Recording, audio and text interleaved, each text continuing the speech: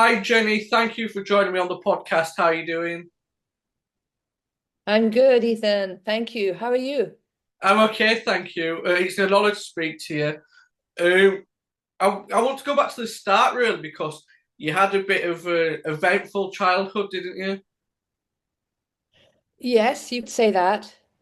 I grew up, I was with my parents and my sister and brother. We all went to Kenya, East Africa, when I was a few months old.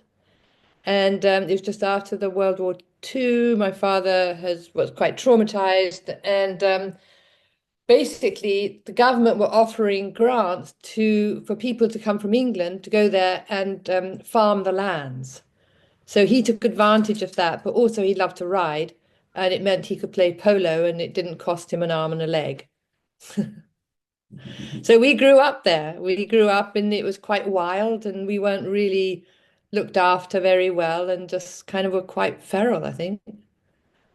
Do you think, like, having that relationship with your parents where they're not like, what's the word? Not full on with you, do you think that gave you, was the reason you were more adventurous when you got older? Yeah, because I have memories of just roaming around. We obviously were in this place where there was like yeah, pigs and just different animals, like a little farm, I think. And I just remember roaming around. I never wore any shoes. My mother years later said, I can't even remember feeding you. So it was just we were wild, really. When did you come back over to England? When I was six, just turned six. You, So I have memories, like childhood memories of that time. You know what memories are like. It's like pictures, certain pictures of that time. And and it was exciting to be back in England, but I didn't go back. My mother remarried and she and her husband went back to England with my younger sister, and who was only two, and then I was left behind. And then my brother, older brother, and my sister were left behind as well. So we didn't see her for about 6 months.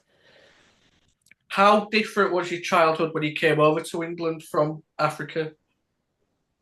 Well, for a start, my mother was pregnant, and so I was told that we're expecting a little brother. That was different. And of course, I'd never seen a bus before, like a red bus. We used to call them double-decker buses. And that was like a big, big treat. And I suppose just wearing shoes. I had to wear shoes. Your older sister, Pattie, got into modelling and doing TV adverts and stuff. Did you expect to go down that same route, modelling? Not at all. No, I was still at school. See, I loved to write from a very early age. Loved writing. I wrote poems and funny little stories and things.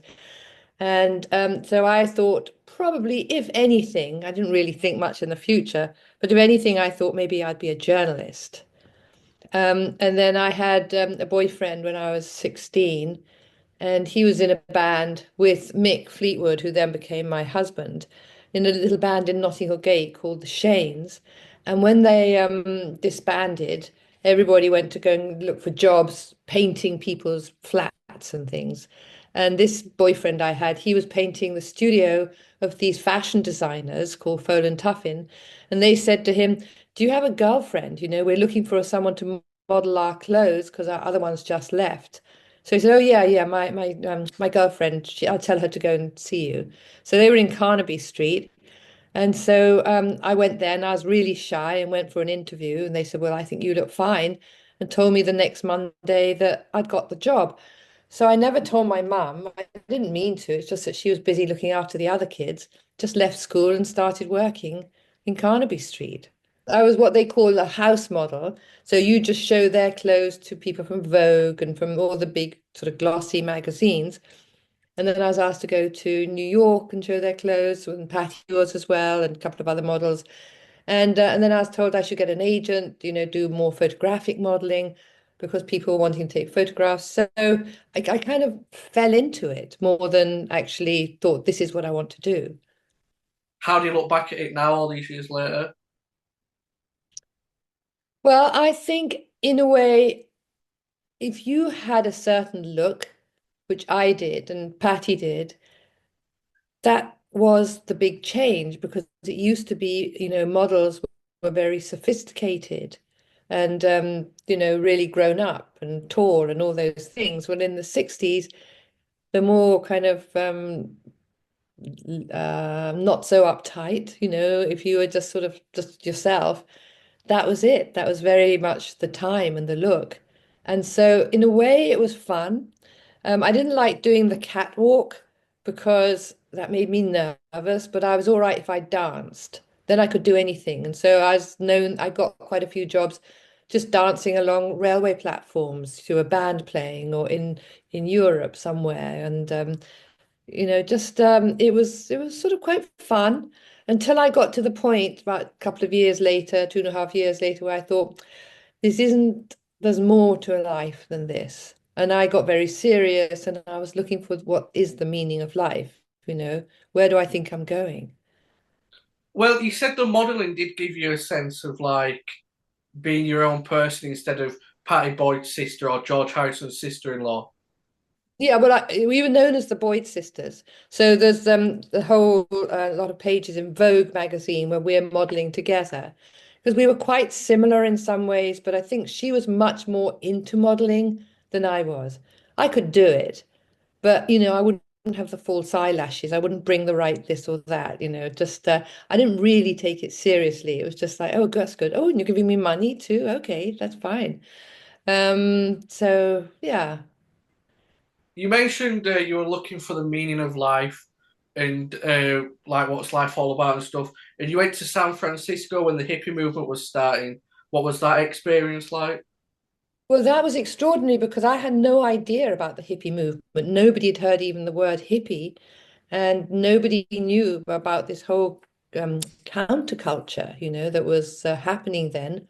And it just so happened my friend, who was American, had come over to England and she and I got a flat together and she went back. And at one point she said to me, and it just happened to be just in the time where I'm thinking, what do I want to do? That she said, do you want to come and help me open my shop? Because she wanted to have a shop that was like the shops she'd seen in Carnaby Street. And so I said, yeah, yeah, I'll come and do that. So I had a choice, either 3 months on my rent or a one-way ticket to San Francisco. So I went to San Francisco, and I had no idea that people were kind of just like how I was feeling, like what is the meaning of life? And there was this whole movement, and it was very much based around the music, and everybody was kind of speaking or singing in the same voice. What opened your mind up more? Was it the LSD and the music from the hippie movement, or was it when you went to India with the Beatles and did the meditating? What broadened your mind the most? Well, I think for me, just before I left England and when I was thinking what's life all about, I sort of got in touch with a much deeper part of myself that I didn't know even existed, and it brought me on what I could call like a search.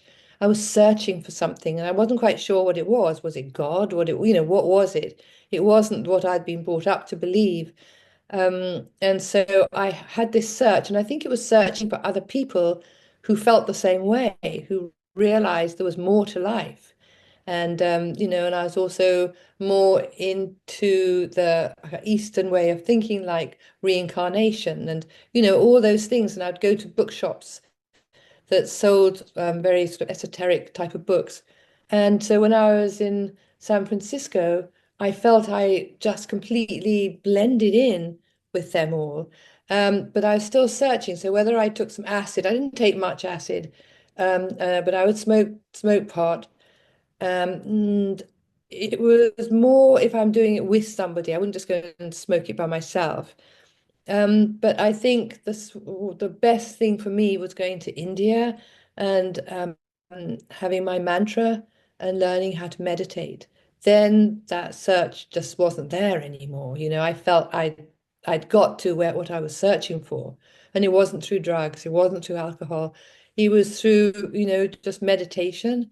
But I mean, it did help having the Himalayas just so awe-inspiring and everybody being on the same sort of trip. To me, that was the most highlight of my life, I would say. Well, it is a significant part in the Beatles' history and in your life, going to India. What was that whole experience like looking back now? Looking back, it was, because I was with Pattie and George and then the others and John's wife, Cynthia. And every day they would go up onto the roof of our balcony. We all had different balconies with other people. We were all kind of together. And I just listened to them in the morning sun, and Patty was up there and Cynthia, and just listening to them saying, oh, John saying, oh, I couldn't sleep very well last night. And suddenly they'd start making it into a song. Or Dear Prudence was because of Prudence, and we were trying to get her out of this trance. And I went in with my flute, and then John came in with his guitar and started singing Dear Prudence. What was just amazing and more amazing the older I got, and I wrote this book on creativity, musicians and creativity, was that whatever was going on in the ashram, they turned it into a song. And when I wasn't very well, I'd got in India, of course, it's not that difficult. I'd got doing my meditation and I got this high fever. I couldn't think what was going on. It was nighttime, so I went to find Maharishi. He just said, no, just go back and meditate. Well, then the next morning, a doctor was called for, and he said, oh, you've got tonsillitis. I thought, well, that's weird. My tonsils out when I was little. And then luckily, because we were way out in the boonies, another doctor happened to be there, and actually it was dysentery. That's what people get there. And and so I was in bed, and John and Cynthia came in, and John had done this drawing of me, and I write about it in the book. Where there's this Indian man with his flute, and there's a snake coming out of a little basket. And underneath, John had written, by the power that's in and the power that's out, I cast your tonsil lighthouse out. Love, John and Sid. So that's what I mean. Everything was made into something creative. Well, And to me, that was inspiring.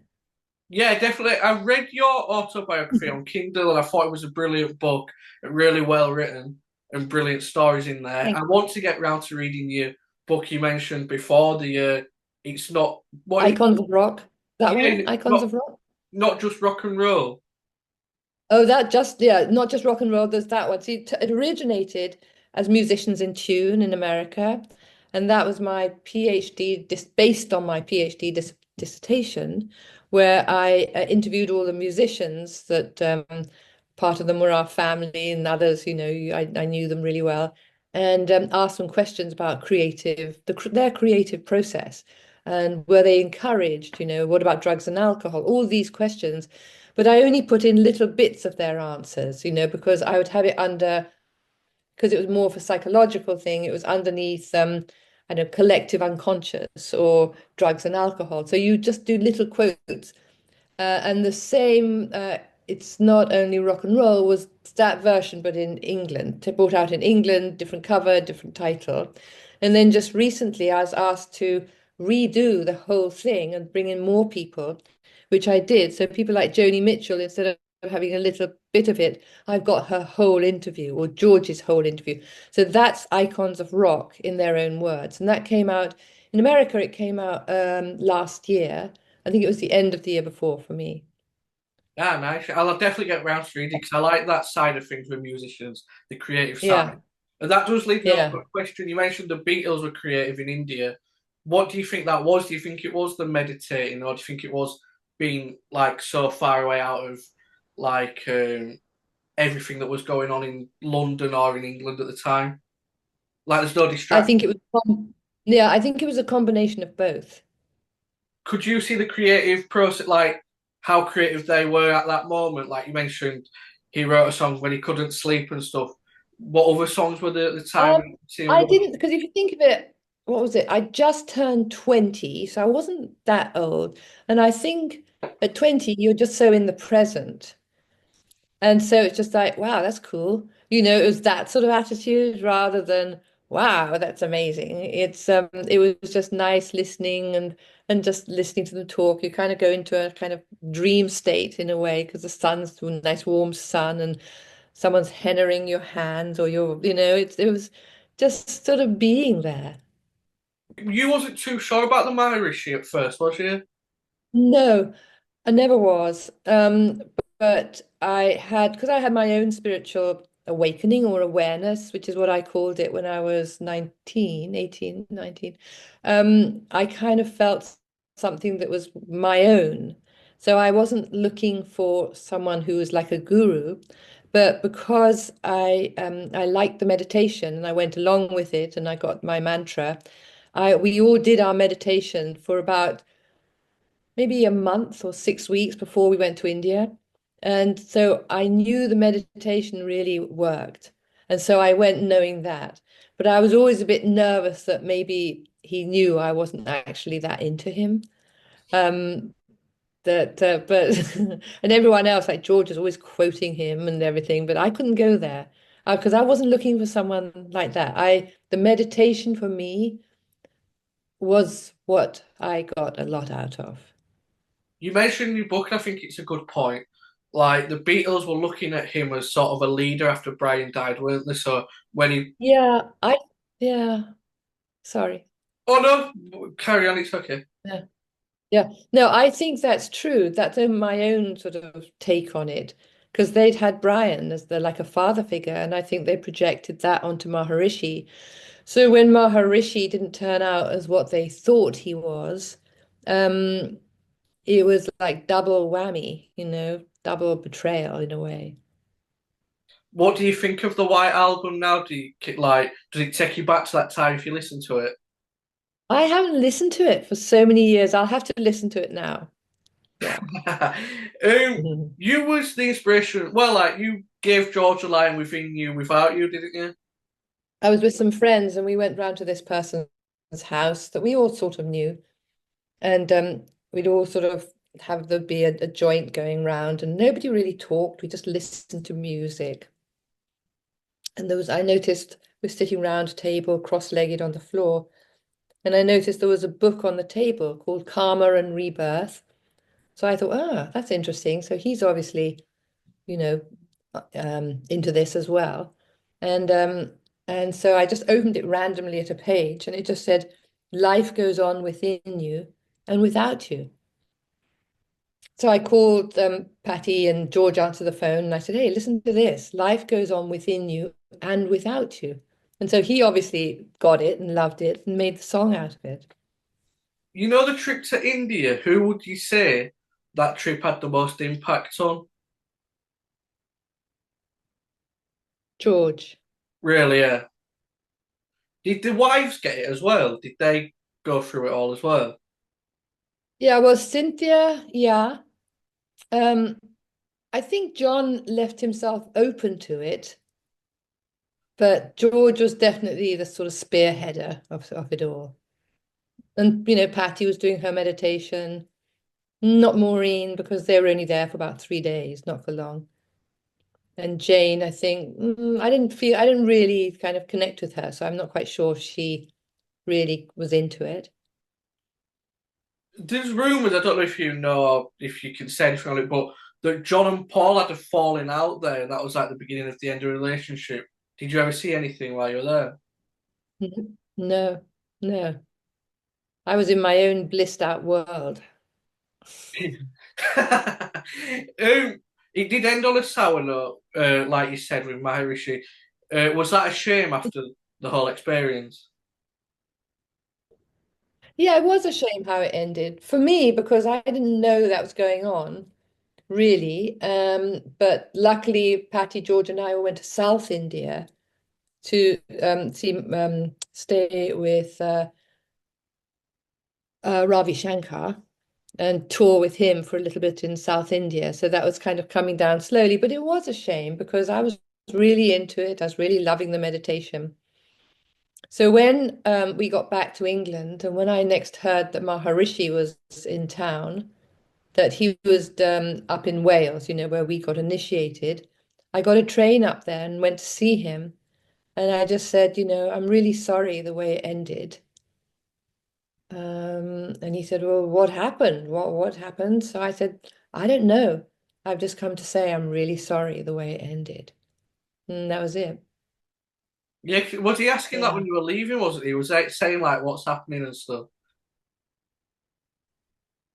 Yeah. Well, I think what George, and I think George, and I think John and George, I think went to see him that evening. And then word had it that when he said, why are you leaving? And apparently John had said to him, well, you should know if you're so fucking cosmic. So when we actually all walked past him and he was sitting there going away, but just it was just I felt, God, everybody was just betraying him so terribly.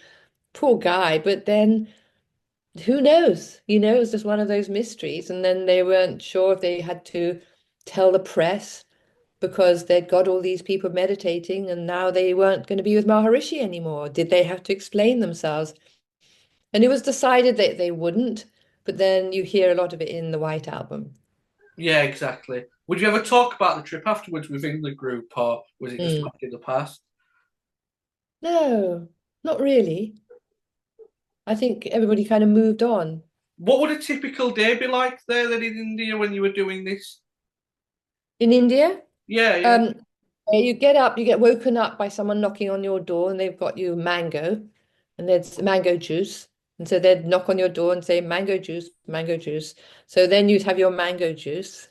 And then get yourself dressed and make your way through. It was like I don't know what you'd call it, like a garden kind of thing, but with little stony paths in between the trees, and over to where the Ganges was. And there was a big table there, big breakfast table all laid up. And I think we'd probably have porridge and some kind of fruit or something, and tea with condensed milk. Um, and you just knew as soon as you got out, a monkey would jump on the table and grab whatever was left. But it was incredible, it's just this long table, and there was the Ganges just below you, just down there. And then either sometimes there would be like a little assembly, but usually then you could just go back to your rooms and meditate or sit. Sometimes I'd sit outside and meditate in the sun, or we'd then just go up onto the top of the rooftop. Or sometimes one day Patty and I went down to the Ganges and got a little rowing boat over to Rishikesh. And there were lepers sort of like sitting against the wall, and it was very kind of raw. And then we could hear these children talking in a like or singing. And so the school teacher said, telling us to come in. So we came in and said hello to the kids in the class, and they all burst out laughing. They'd obviously never seen anybody that was white before. So we'd do things like that, or there'd be a whole little bunch of you, and you just go down to the Ganges, put your feet in, and I think we weren't meant to be doing that, but we'd do that. Yeah. When you got back from India, is that when you started working at Apple Boutique?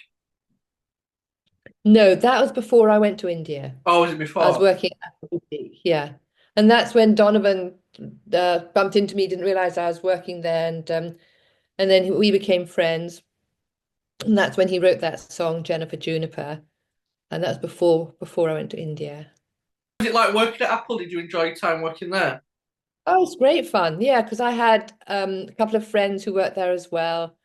And I was the manager. I forgot that bit. I was a manager, and there was somebody called Caleb who was the manager. Or no, Pete Scott. Pete Scott, one of John Lennon's friends. He was from Liverpool.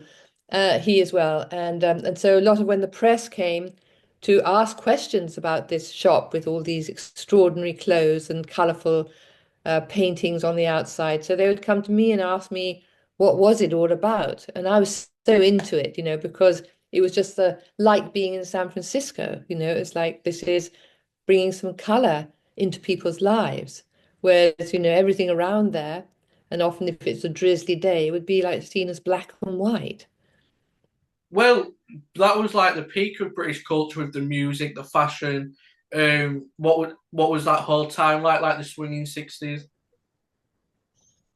It was so much fun. But you didn't think, wow, this is really so much fun. It's more like you getting older, like you're not living with your parents anymore, and that's all fun. and you're free and you're actually managing to get a job that you enjoy and see people you enjoy and we'll meet up, Portobello Market or something. And it was it was it was really fun. And maybe people have the same kind of thing in a different way nowadays. I don't know. I think there was a lot more kind of innocence. You didn't have phones and you didn't say, "Oh, where are you?" Everything was more synchronistic and you'd bump into people and it was sort of more like that, living life more like that. Yeah, more like in the moment than it is now. Yeah. Yeah. Did it feel as authentic as it was in San Francisco when the hippie movement came over to England? You see, for me, the San Francisco, it was so new. For me, seeing it was sort of slightly mind-blowing, but also I felt, yeah, I get it. This is like what I've been looking for in other people in England, and they would say, "Oh no, I don't know what you're talking about." But there, it's like everybody kind of, connected. And then the music was, which of course I always loved, was just so important. And what the musicians were saying. And, when the Beatles song, All You Need Is Love, when I'd been searching, what is it? What is God? What is this? Like very serious for a 19-year-old. Um, or when Dylan, one of his albums came out, he was just, that's right. It was almost like then you would follow that, the philosophy, just of whatever it is they were singing. It was like we were all on a path. That's what it felt like. You mentioned Mick Fleetwood, who was a childhood friend who you later married twice. Uh, Mhm. what was it like watching him go from like an unknown to like a global megastar in a big band? Ugh.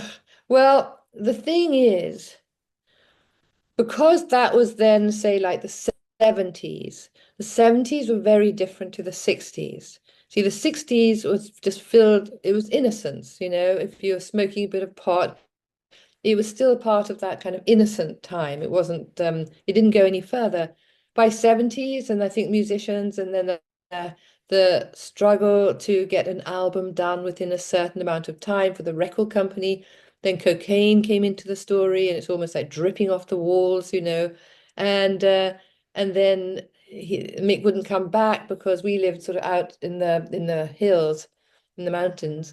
And it was very kind of destructive in a lot of ways as we had a young family.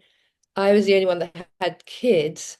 So it was hard because, I'd like to go and hang with them sometimes in the studio or something. But then if the kids were there, then we'd all have to go back so they could have supper and go. It was hard living two lives, Yeah. two different kinds of lives.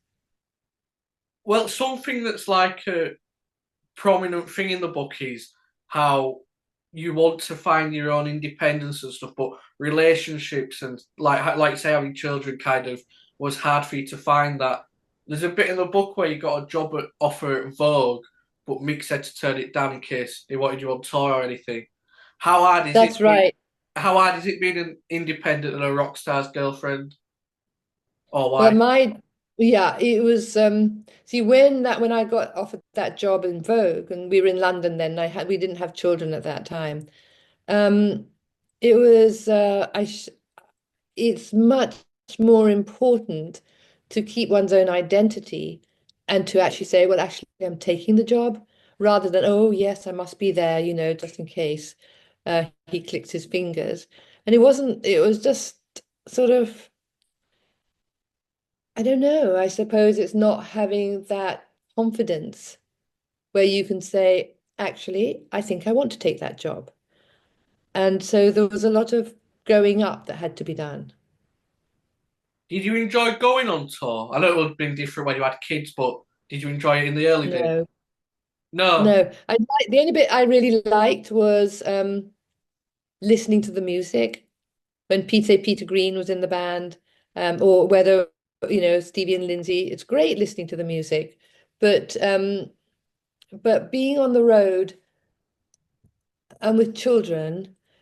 Yeah, you could do it, but even before kids, it was like that trailing around to the next place and to the next place. And because in those days, you'd be in some van or something, across America, a lot of traveling.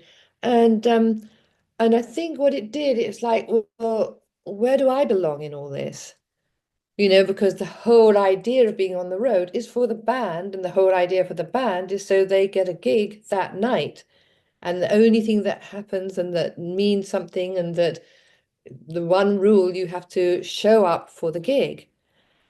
But then if you're the girlfriend or wife or whatever, what's your what are you doing for yourself? You know, what's your thing?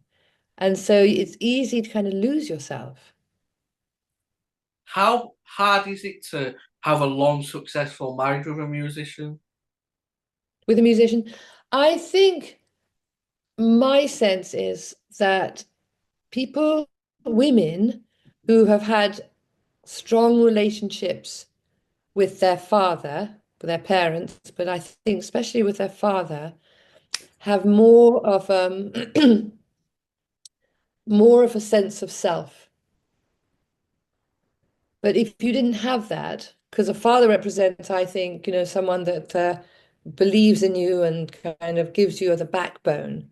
But if you didn't have that, you have to find it within yourself throughout your lifetime. And so, yeah, I think it depends what sort of how you were brought up. I think has a lot to do with it.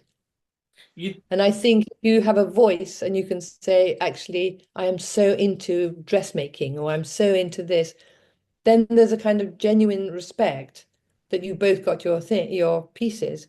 Yes, it could still probably be a bit rocky, but at least, you know, you hopefully can both do your own thing, but meet up. yeah, yeah. Is that what you think Mick kind of wanted, was just to stay at home, housewife and mother? Probably to be there. And Yeah, then, you know, if it was going to be the Grammys, that you can actually tart up and look good and, you know, that kind of thing.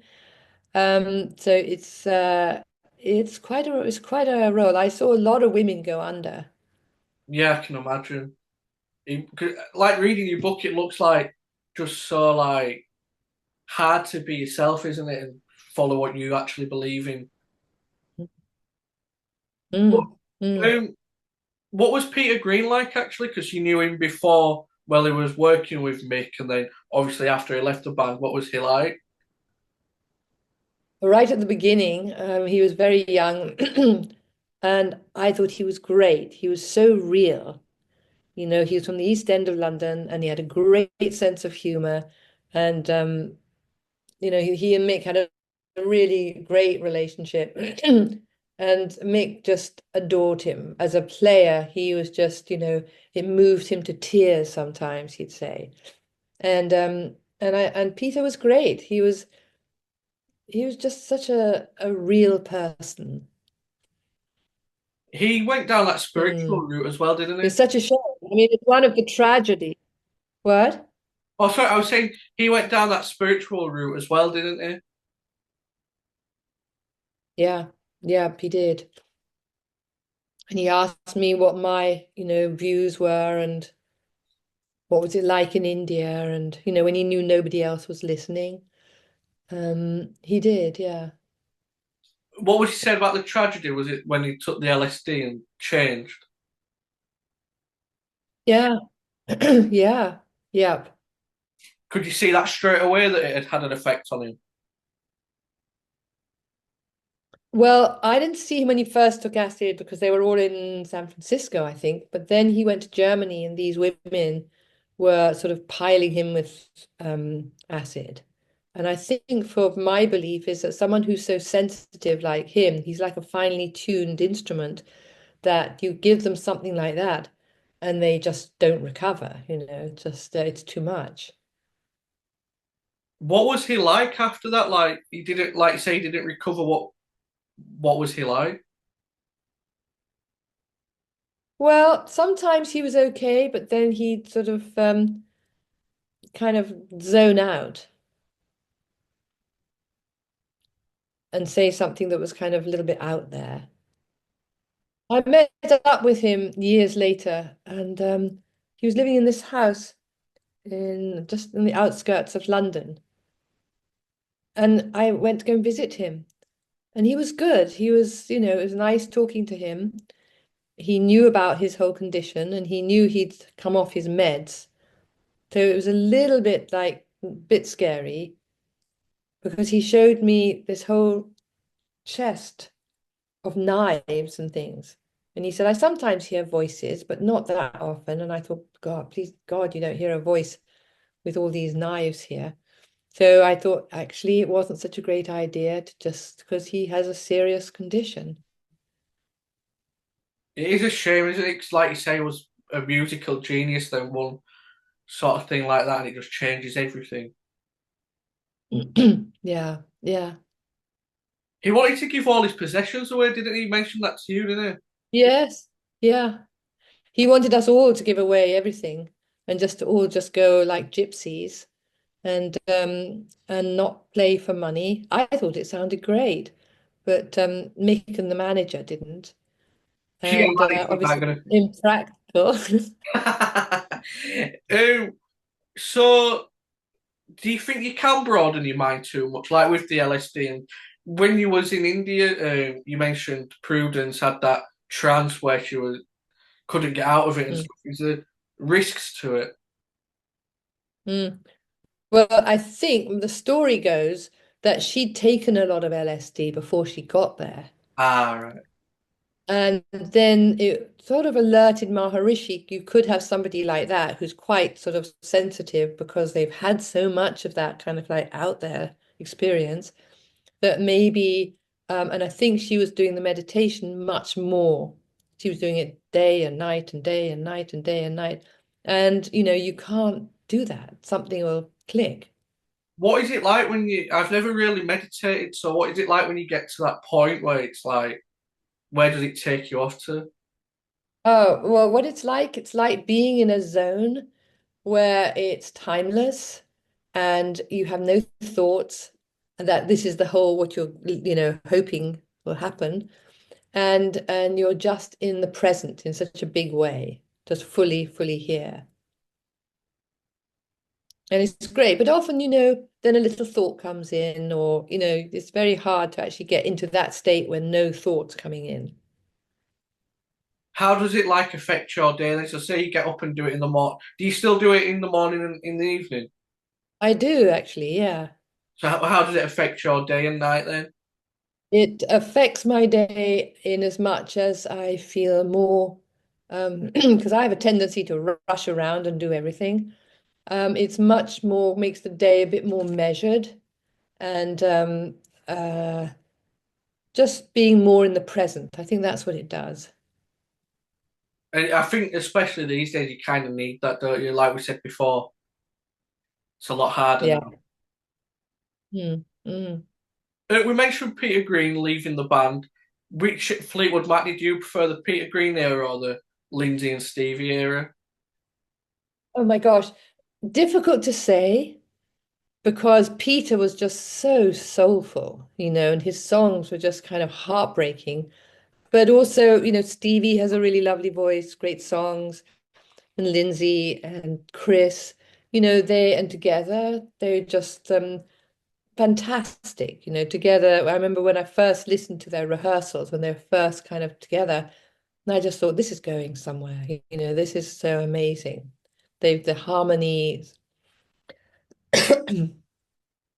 Hmm. You mentioned in your book you didn't obviously you wanted Mick to be successful and do well, but for you it, personally, you didn't want it to go that far, did you? How it went?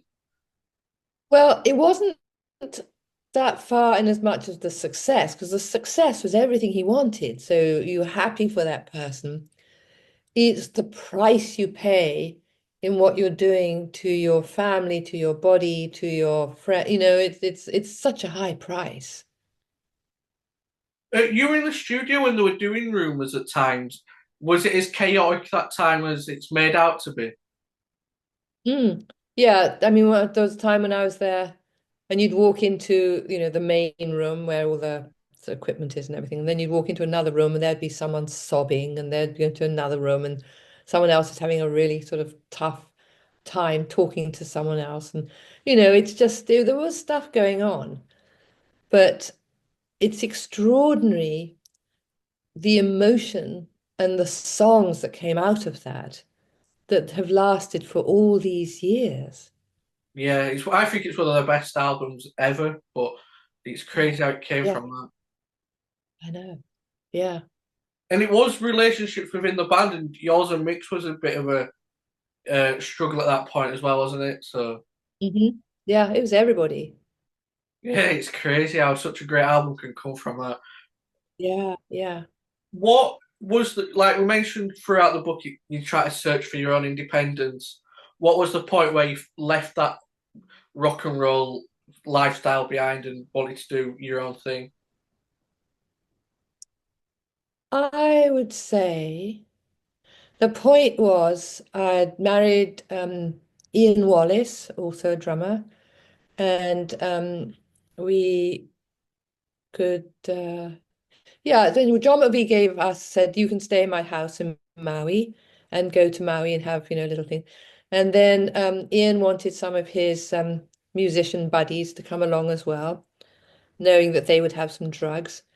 And so we were all given some LSD. No, it was magic mushroom, like magic mushroom, but like a synthetic, like a pill. And I hadn't had any of that stuff since the 60s, but I thought, oh, well, I guess I'll join in. So we were sitting on the beach and suddenly, everybody started laughing their heads off. And I felt very much like people were looking at us on the beach. Luckily, it wasn't too crowded. So I suggested we all went for a swim. And I've never been a strong swimmer. And so they all went out there, snorkels and masks.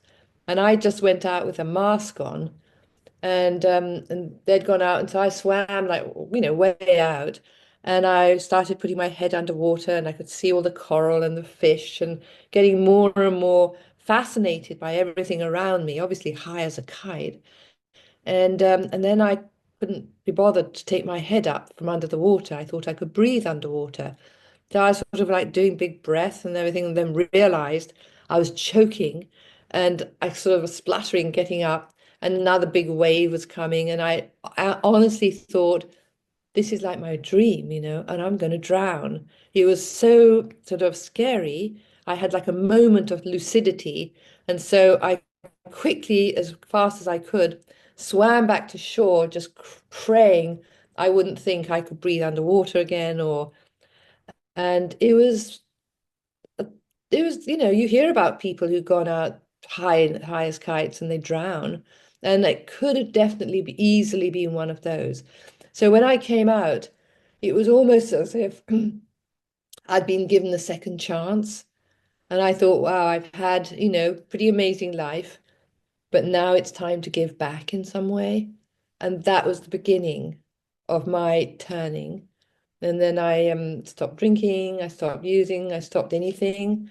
And went into this class or course to talk to kids, young kids in schools, state schools, about drugs and alcohol. And I didn't really have the confidence to talk, but you'd go in pairs with somebody else.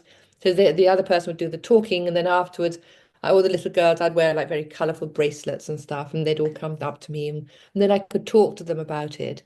So I did that for 3 months, and then I went to college, and then I got my BA, then my MA, and then my PhD, and it was like I was on my journey then. What do you think growing up and like you mentioned with your parents that weren't really there? Do you think like so you didn't have somebody to rely on really? I know you had Patty and your other siblings, but to properly rely on like an adult really, is that why you went down that route? Do you think to help other people? I think I don't know really. I think because drugs and alcohol had been such a big major part of our family's existence. My younger sister was alcoholic, drug addict, heroin addict. It was almost like wanting, and Mick, and I mean we were all in there. And I think it was just wanting to help them. Yeah, not quite sure, but it was definitely, I knew that was my beginning. Maybe I wasn't confident enough to talk to adults, and that's that was what I did. You mentioned Yeah. like obviously LSD was the big thing in the 60s and drinking when you socially drink and that nobody thinks anything of it, but what Was that like a thing you realised when you were talking to people that they didn't know they were addicts? They just thought it was everyday life kind of thing. Well, when I was talking to the kids, they didn't really have a lot of these kids. They were little, they were young, so Well, I it's mean, like they, but then after that, I worked in a treatment center mm, because I'd got my master's then, so that was okay. And so I was meant to be doing marketing. I'd never done marketing before. I didn't have a clue. But I really knew one of the people in the treatment center who was working there. And I was working with them for about a year and a half. And then I said, I want to take this to England because I was living in LA and set something up there because I knew that the therapist, whatever was going on in the treatment centers was far ahead of what was going on in the UK. So I wanted to bring the treatment center in a way through setting something up, setting myself an office and getting people do assessments on them and then get them into treatment, talk to them, and then do the aftercare for when they came back to like a group meeting. And I was quite nervous, but I did it. I managed to do it and managed to, you're talking to these hardcore addicts. And when they'd come back from treatment, because I'd seen them before they went and they'd been in a terrible state, I would leave those aftercare groups usually in tears, because they'd found something in themselves, they'd found their own spiritual part of themselves, and they knew they'd been given another life, another chance. And so it was very inspiring for me. So I worked in that whole field for about, I don't know, maybe 15, 16 years. And then, as well as that, I organized, got my own company and had groups, always therapists from the States, giving talks or doing a whole group process on relationships or um, trauma, or, there were different things. So that went on for quite some time too, quite a number of years. it is brilliant what you did. Like you had that moment where you nearly drowned, and then to change your life around and help others, and that is a brilliant thing you did. Thanks. So through the college, though, that's how the book came about that we mentioned before, when you interviewed different musicians. Hmm. Can you tell us a bit more Hmm. about that book? Because I am intrigued by it. Yeah. Okay, so then that first book was, first of all, I'd ask them questions about their childhood, but what was so magical is obviously first I asked, the family like Eric Clapton and George and Mick and all of Fleetwood Mac, and then Ian, second husband, was playing with Don Henley or Bonnie Raitt or Crosby, Stills and Nash. So I had all of those. And then it got to a place where I just needed to think of somebody I'd like, and someone would say, "Oh, did you know he's just staying in Santa Monica at the moment?" Or, I literally, I would think of someone and somehow I'd get to them. So that makes me think that when you're really onto something, you go into this synchronicity, where you kind of almost, you're just on a wave where you can do no wrong, it's just, and it felt like that. And I loved doing the interviews, and they loved being interviewed because people never asked them those sort of questions in those days. We're talking like 1988 to 1990, those interviews were done in England, in New York, and in LA. Who, And it was great. It was just amazing. who was your favourite that you interviewed? Oh God, that's so difficult. There was some that were, I mean, they all got it. They all went to this place that they really went deep. And to me, that just felt amazing. So it's hard to say which was a favorite. I mean, Eric Clapton was great, because there were some musicians like David Crosby, Eric, and, a few others that were known to be kind of imbibers. And they'd stopped drinking, they'd stopped using, so they could be objective when I asked them questions about their alcohol use or their drug use and why and how did it start. And, they're very open about that. So I was lucky in that way too. Did Hmm. you notice a common theme throughout the interviews? Hmm. One of them was I asked them all whether they'd had something called a peak experience, which is the Abraham Maslow psychologist termed a peak experience when you're kind of in the zone, what they call in the zone now, where just suddenly something clicks and you write something and you think, God, did I do that? You know, you almost like out of body. Or if you're on the stage, one of Crosby, Stills and Nash said, we were all so in tune and with the audience as we're singing, we're in this zone, we all start the wrong verse at the same time. So it's that thing. And they all had that. And Eric said to me, he thought he was the only one that had ever experienced it because nobody talked about it. Because it's that thing where you never ask an artist what's his muse. No, because the muse is so delicate. Don't even bring it into words. It's too gross, you know, just so they all had that in common. They all experienced that. And because of that, they always felt, where did their songs come from? You know, suddenly they're looking for a last verse and then they see something on the, what's a Deadhead sticker on a Cadillac, you know, or something. And it clicks into a song they're doing. And it's almost like the universe gives it to you. So I felt another thing, there was a lot of humility. They all had this humility, like, it's not me, you know, I'm just the instrument. Yeah, I do really. That does intrigue me. Mm. How like it's like they've got. Did they say if they had like if it was either practice or a God-given gift? I would ask them that. What did they say? It's a God-given gift. Really, yeah, crazy, isn't it? Yeah. What did you learn Yeah. from it as a like with the psychological thing? What did you learn? Um, just the importance of creativity because it gets you in touch with that. It's a spiritual thing, you know, it gets you in touch with that greater whole. You mentioned you'd retired and stuff.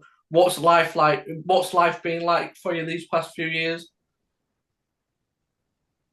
Well, okay, life feels great. I've been writing and writing, so I wrote the memoir, obviously, although I wrote that starting bits and pieces.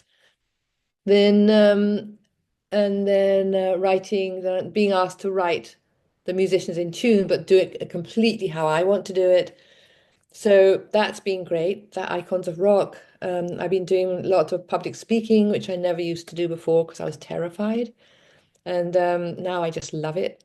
And I love connecting with people. I go to the States a couple of times a year to California and see my family, spend some time with them and friends. And yeah, so you know, it feels good. And now I'm writing what I hope will be my first fiction. So I thought, oh, well, here goes. So I've pretty much almost finished that. And if that gets published, you know, that would be like, wow, because I don't know how to do a fiction. I've never learned. I never, you know, I'm just doing it. So we shall see. Did writing always stay with you then through the years? Yeah, always. When I was young, it's easier for me to write, to see what's going on in my head, you know, just or express feelings.